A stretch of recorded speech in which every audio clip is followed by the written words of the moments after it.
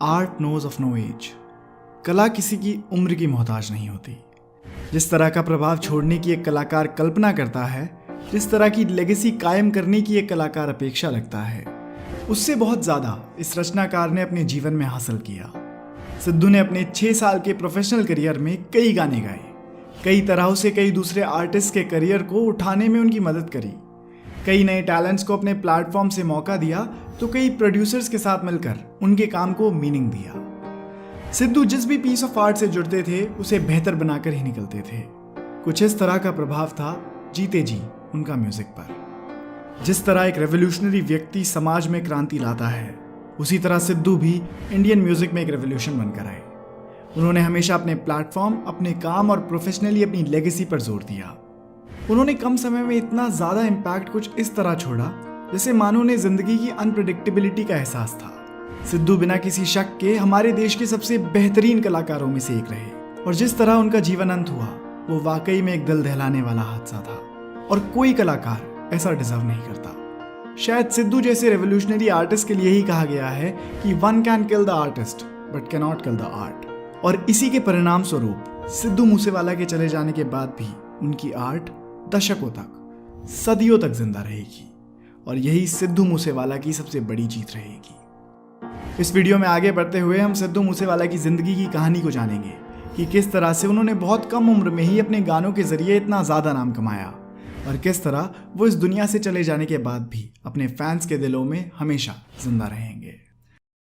तो सिद्धू मूसेवाला के नाम से प्रसिद्ध इंडियन सिंगर, रैपर, एक्टर और पॉलिटिशियन शुभदीप सिंह सिद्धू का जन्म 11 जून 1993 को पंजाब के मनसा डिस्ट्रिक्ट के मूसा गांव के एक सिख परिवार में हुआ था। पढ़ाई के क्षेत्र में काफ़ी रुचि रखने वाले सिद्धू ने अपनी प्राइमरी एजुकेशन के बाद इंजीनियरिंग करने का फैसला किया, और इसके लिए इन्होंने पंजाब के ही गुरु नानक देव इंजीनियरिंग कॉलेज में दाखिला लिया और बैचलर्स की डिग्री प्राप्त करी।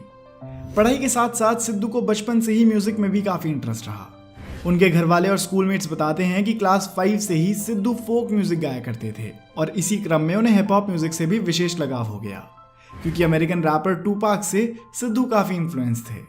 म्यूजिक में अपने इंटरेस्ट को देखते हुए इन्होंने अपने म्यूजिक स्किल्स को डेवलप करने का फैसला करा, और इसके लिए इन्होंने लुधियाना में अपनी ट्रेनिंग शुरू कर दी, और इसके बाद खुद को एक स्किलफुल सिंगर बनाने में उन्होंने कोई कसर नहीं छोड़ी। इसके बाद सिद्धू ने अपने सिंगिंग करियर की शुरुआत करने का फैसला किया और अपने एक गाने के लिए एक पॉपुलर पंजाबी लिरिसिस्ट को अप्रोच किया, जिसने पहले तो कुछ एक्सक्यूजेस बनाए और बाद में इन्हें गाना देने से मना कर दिया। इस घटना ने सिद्धू के अंदर के लेखक को दुनिया के सामने अपना टैलेंट दिखाने का रास्ता दिया, और सबसे पहले एक लिरिसिस्ट के रूप में इन्होंने दीप जंदू, एली मंगत और करण औजला के साथ काम किया। इंडस्ट्री के लिए न्यू कमर सिद्धू के लिखे गानों को सबसे पहले निंजा ने गाया था, और उनके गाने का टाइटल था लाइसेंस, और ये गाना वर्ल्ड वाइड बहुत हिट साबित हुआ, जिसकी वजह से पंजाबी म्यूजिक इंडस्ट्री में काम करने वाले लोगों के बीच सिद्धू की पहचान बननी शुरू हुई। इसी दौरान साल 2016 में अपने इंजीनियरिंग कोर्स को कंप्लीट करने के बाद एक 1 ईयर स्टडी कोर्स के लिए इनका कनाडा जाना हुआ, और कुछ सालों तक लिरिसिस्ट के रूप में काम करने के बाद अब इन्होंने सिंगिंग के जरिए ऑडियंस तक पहुंचने का फैसला किया, और 20 सितंबर 2017 को अपना debut track G wagon release किया। इसके कुछ ही दिनों बाद 10 अगस्त 2017 को रिलीज हुआ इनका अगला ट्रैक सो हाई, और ये इनके करियर का ब्रेक थ्रू बन गया। इस गाने की वजह से इनकी पॉपुलैरिटी काफ़ी बढ़ गई, और अब तक करीब 48 करोड़ लोगों के द्वारा सिर्फ यूट्यूब पर इनके इस म्यूजिक वीडियो को देखा जा चुका है। इसके बाद इस्सा जट, टोचन, सेल्फ मेड, फेमस और वार्निंग शॉट जैसे कई सिंगल्स के साथ इन्होंने अपने म्यूजिक करियर को आगे बढ़ाया, और खुद को पंजाबी म्यूजिक इंडस्ट्री में एक इंडिपेंडेंट आर्टिस्ट के तौर पर स्टैब्लिश करा। इसी साल एक पंजाबी बायोग्राफिकल मूवी के लिए इनका पहला फिल्म साउंड ट्रैक भी रिलीज हुआ, जिसका टाइटल था डॉलर। साल 2018 में ही इनकी डेब्यू एल्बम PBX1 भी रिलीज हुई, जिसे कैनेडियन एल्बम चार्ट्स में भी लिस्ट किया गया था। इन गानों और एल्बम की वजह से साल 2018 तक सिद्धू काफ़ी प्रसिद्धि बटोर चुके थे, और बहुत बड़ी संख्या में व्यूअर्स के द्वारा इन्हें देखा और सुना जाने लगा। इसी वजह से साल 2019 में इन्होंने अपने एक रिकॉर्ड लेबल की शुरुआत करी, और इसी लेबल के जरिए इन्होंने सिद्धूज एंथम, माफिया स्टाइल, पॉइजन, सोने लग दे और होमिसाइड जैसे ट्रैक्स रिलीज करे।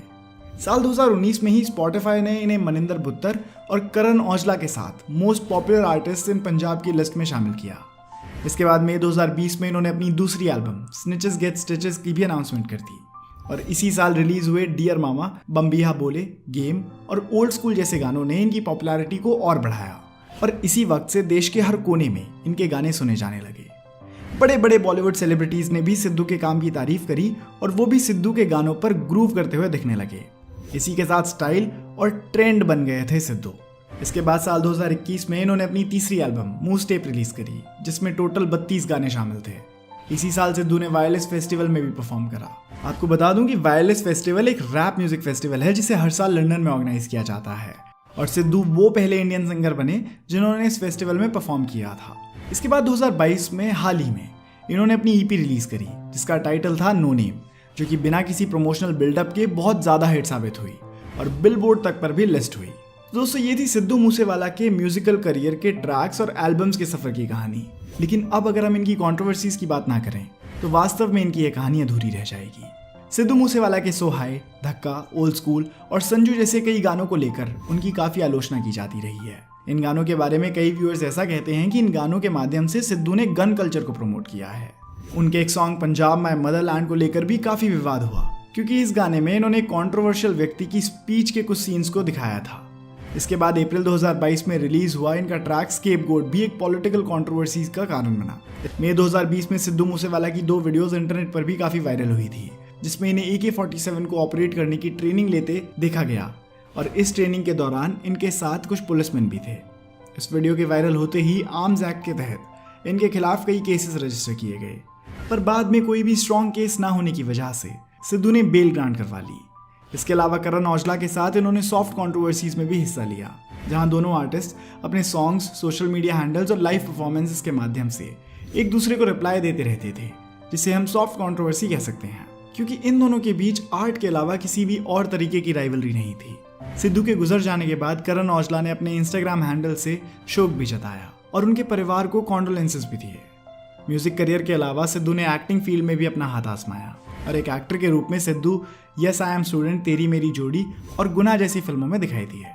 एंटरटेनमेंट इंडस्ट्री के अलावा इन्होंने पॉलिटिक्स में भी जाने का फैसला किया और अपने राजनीतिक सफर की शुरुआत करने के लिए इन्होंने कांग्रेस पार्टी का हाथ थामा। सिद्धू ने 3 दिसंबर 2021 को कांग्रेस पार्टी ज्वाइन करी और पंजाब के 2022 के लेजिस्लेटिव असेंबली इलेक्शंस में अपनी किस्मत आजमाने के लिए इन्होंने मनसा असेंबली कॉन्स्टिट्यूएंसी को चुना, लेकिन दुर्भाग्यवश इन्हें हार का सामना करना पड़ा। खैर, ये तो उनके पॉलिटिकल करियर की शुरुआत थी। निश्चित ही वो पॉलिटिक्स में भी काफ़ी आगे जा सकते थे और म्यूजिक करियर में भी इन्हें बहुत आगे जाना था, लेकिन 29 मई 2022 की एक खबर ने इन सभी संभावनाओं पर रोक लगा दी। 29 मई को जब अचानक ये खबर आई कि सिद्धू मूसेवाला की हत्या कर दी गई है, तो पूरे पंजाब में खौफ की स्थिति पैदा हो गई और पूरा देश सदमे में चला गया। मीडिया रिपोर्ट्स की माने तो ट्रैवलिंग के दौरान एक प्री प्लानिंग के साथ इन पर करीब 30 राउंड फायरिंग की गई और मौके पर ही सिद्धू मूसेवाला की मौत हो गई। वहीं इनके साथ के 2 लोग घायल हो गए। सिद्धू के गुजर जाने के बाद कई पॉलिटिकल पर्सनालिटीज और गैंगस्टर्स का नाम उनके मर्डर से जुड़ रहा है। खैर, ये तो एडमिनिस्ट्रेशन और जुडिशरी का मामला है और समय के साथ इसका भी खुलासा हो ही जाएगा। पर जो सबसे बड़ा लॉस इस दुनिया को सिद्धू के जाने से हुआ है, अब वो कभी वापस नहीं आ पाएगा। सिद्धू के रूप में पंजाब ने, इनफैक्ट हमारे देश ने, एक उम्मीद की किरण को खोया है। एक ऐसे व्यक्ति को खोया है जो जैसे को जैसा ही बोलता था और अपनी कला के जरिए करोड़ों लोगों को छूता था। उनके मुश्किल वक्त में उन्हें एक उम्मीद देता था। इस वीडियो के जरिए हम शुभदीप सिंह सिद्धू को श्रद्धांजलि भी अर्पित करना चाहेंगे।